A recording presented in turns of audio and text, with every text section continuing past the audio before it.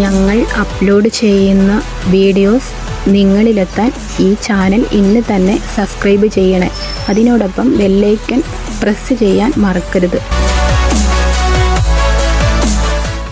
നിങ്ങളെല്ലാവർക്കും അറിയാം, ഇതിൻ്റെ ഈ വിഷയത്തിൽ ന്യായം 100% നിങ്ങളൊപ്പം തന്നെയാണ്.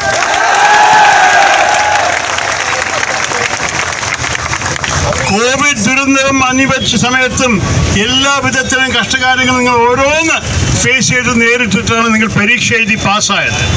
റാങ്ക് ലിസ്റ്റ് ഇറക്കിയ ശേഷം ഈ സർക്കാരിന് കേരള പോലീസ് ഷോർട്ടേജിലൊരു സംസ്ഥാനമായിട്ട് കൂടി ആകെ 21% ആൾക്കാരെ ഈ ലിസ്റ്റിൽ നിന്ന് അവരെടുത്തിട്ടുള്ളൂ. അത് ആദ്യം പറയാനുള്ളത് ഈ സർക്കാരിൻ്റെ കഴിവില്ലായ്മയുടെ ഇനിയൊരു തെളിവാണ്. കാരണം അവര് പൂർണ്ണമായ റിക്രൂട്ട്മെന്റ് ചെയ്തിട്ടില്ലെങ്കിൽ ആ പണത്തിനെ അവർ വേറെ പല വിധത്തിൽ ഉപയോഗിക്കാമെന്ന് പറയുന്നു. ഈ സർക്കാർ നിങ്ങൾക്ക് അറിയാമല്ലോ, 3 ആഴ്ച മുമ്പ് ഹൈക്കോടതിയിൽ നാണക്കേടില്ലാതെ പറയുന്നു ഒരു 76 വയസ്സായ വിധവയ്ക്ക് പെൻഷൻ കൊടുക്കാൻ കാശില്ല. അപ്പോൾ പോലീസുകാർക്ക് ശമ്പളം കൊടുക്കാൻ കാശുണ്ടാവും അവർക്ക്. അതാണ് അവരുടെ ലോജിക്ക്. പക്ഷെ അവർ ഇഷ്ടപ്രകാരമുള്ള കാര്യത്തിന് അവർക്ക് പണം കണ്ടുപിടിക്കാൻ ഒരു ബുദ്ധിമുട്ടില്ല. അതുപോലെ തന്നെ പോലീസ് റിക്രൂട്ട്മെന്റ് ലിസ്റ്റിൽ 100% പകരം 21% എടുക്കുന്നത് ഒരിക്കലും നമ്മൾക്ക് അംഗീകരിക്കാൻ സാധിക്കില്ല. പക്ഷേ ഈ വിഷയത്തിൻ്റെ ഏജൻസി അത് മാത്രമല്ല. ഈ ഏജൻസിയുടെ കാരണം എന്താണ്? നിങ്ങൾ എല്ലാവർക്കും അറിയാം, ഏപ്രിൽ 13 നിങ്ങളുടെ റാങ്ക് ലിസ്റ്റിൻ്റെ വാലിഡിറ്റി എക്സ്പയർ ആയി പോകും. അതാണ് നമ്മുടെ പരിധി. ഏപ്രിൽ 13 മുമ്പ് അവരിതിന് വാലിഡേറ്റ് ചെയ്യണം. അതിൻ്റെ പകരം അവർ വീണ്ടും ഒരു പരീക്ഷ വിളിച്ചിരിക്കണം.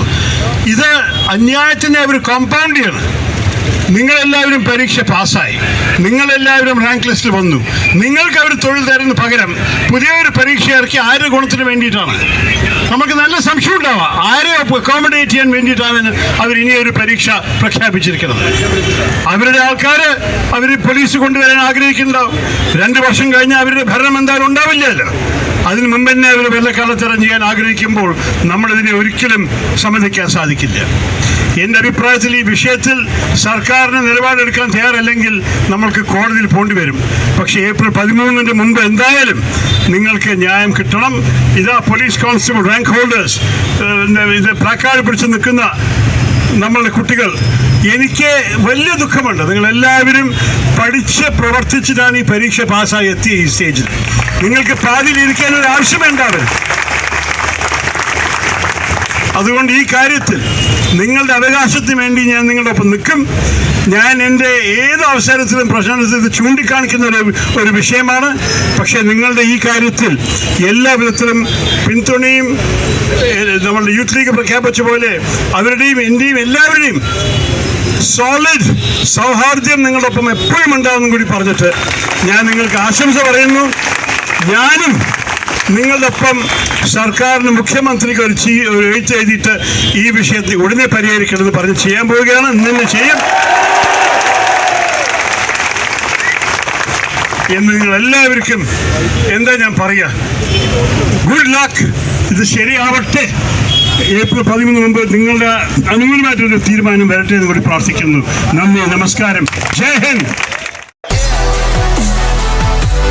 ഞങ്ങൾ അപ്ലോഡ് ചെയ്യുന്ന വീഡിയോസ് നിങ്ങളിലെത്താൻ ഈ ചാനൽ ഇന്ന് തന്നെ സബ്സ്ക്രൈബ് ചെയ്യണേ. അതിനോടൊപ്പം ബെല്ലൈക്കൺ പ്രസ് ചെയ്യാൻ മറക്കരുത്.